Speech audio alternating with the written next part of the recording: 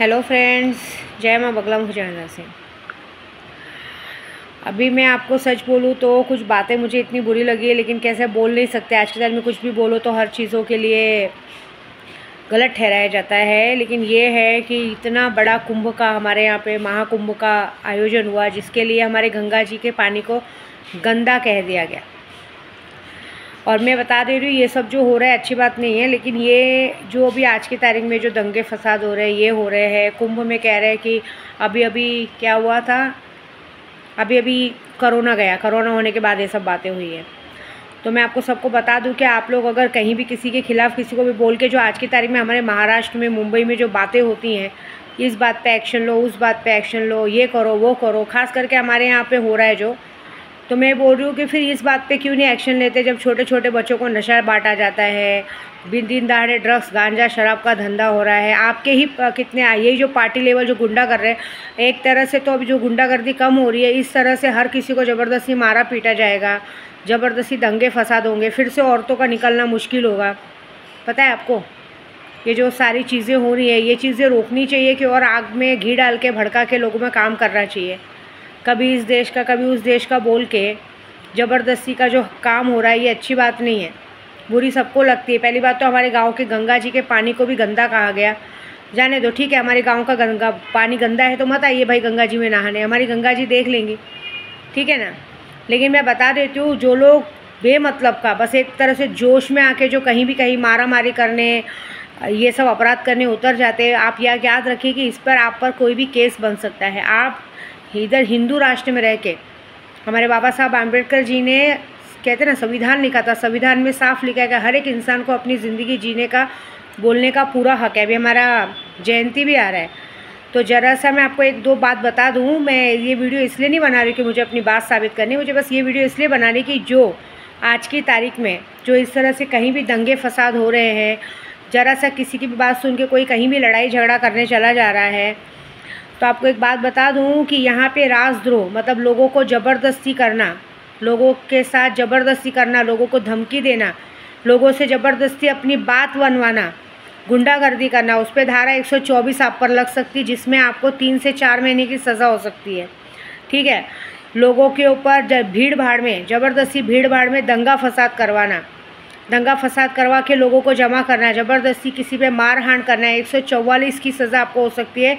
देश के खिलाफ षड्यंत्र रखना, देश में शांति भंग करना, देश में जो शांति बनी हुई है उसको ज़बरदस्ती लोगों में भंग करना है, धारा 121 के तहत आपको 4 से 5 से 6 साल की सज़ा हो सकती है।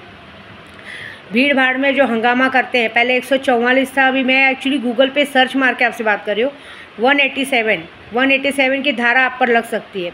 देश के खिलाफ एक दूसरे को भड़काना, एक दूसरों में भाषा के लिए, किसी भी चीज़ों के लिए लोगों से वाद विवाद करना, उसके लिए आप पे 146 का हो सकता है। देखिए, ज़रूरी है जहाँ हम रहते हैं वहाँ की भाषा आनी ज़रूरी है, उसके लिए आप उन्हें कायदा बताइए, ये बताइए कि कीजिए। सीधी बात है, हम महाराष्ट्र में रहते हैं, सही बात है, बचपन से पैदा हो तो हमें मराठी आनी चाहिए, ये कोई बात नहीं है, हम जहाँ जाएँ उस चीज़ के आते। लेकिन हमको अभी अगर गुजरात में जाए तो हमें गुजराती भी आनी चाहिए, यूपी में जाए तो हमें भोजपुरी भी आनी चाहिए, तमिल में जाए तो तमिल आनी चाहिए, कर्नाटक में जाए तो कर्नाटक भाषा आनी चाहिए।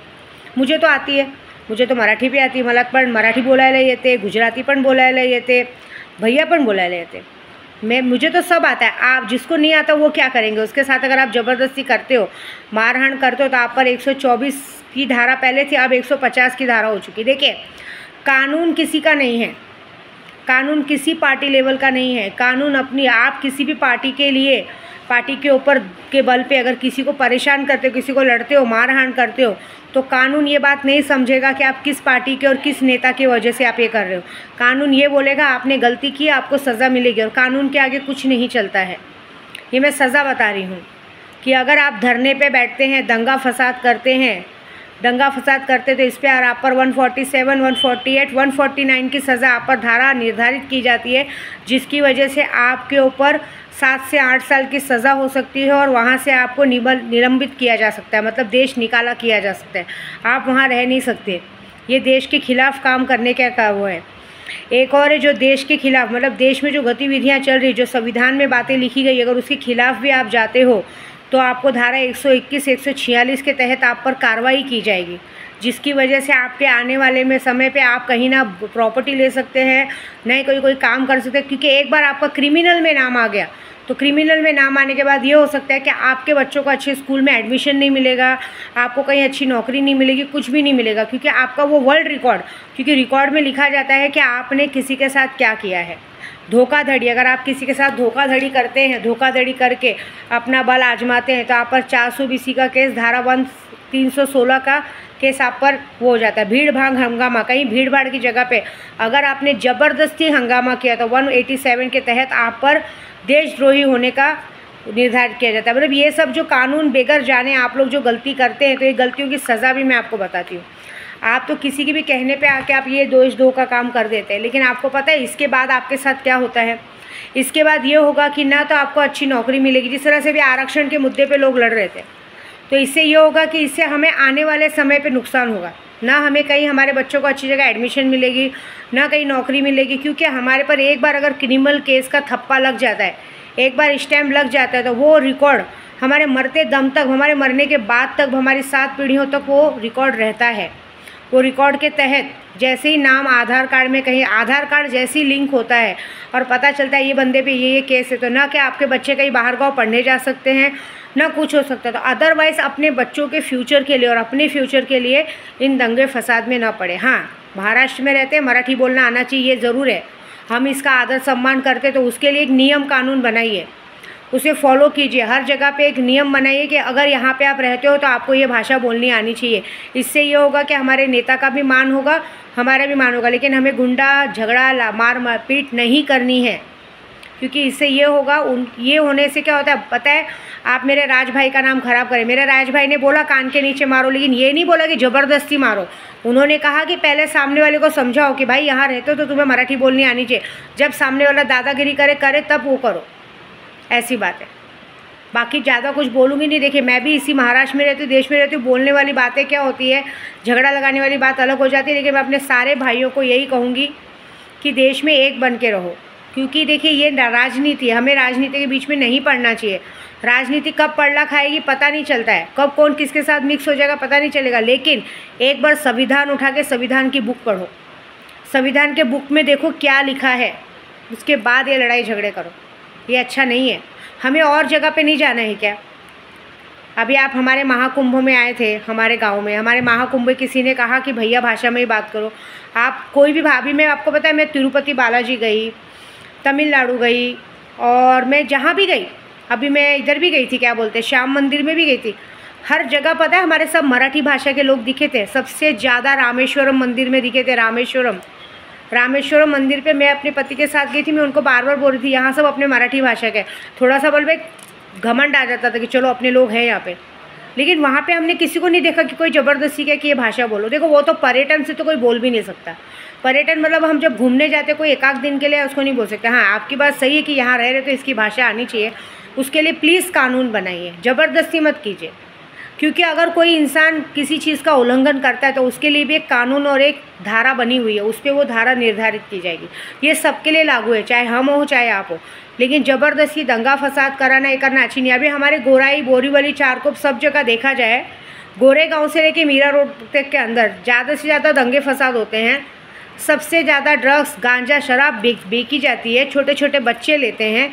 उसके लिए किसी ने आज तक कार्रवाई नहीं की। उसके लिए अगर आप लोग ये प्रण उठाओ, रात को घूमो, बच्चों को बचाओ, तो एक बार विद्या देवी सोचे भी, ऐसी बात है।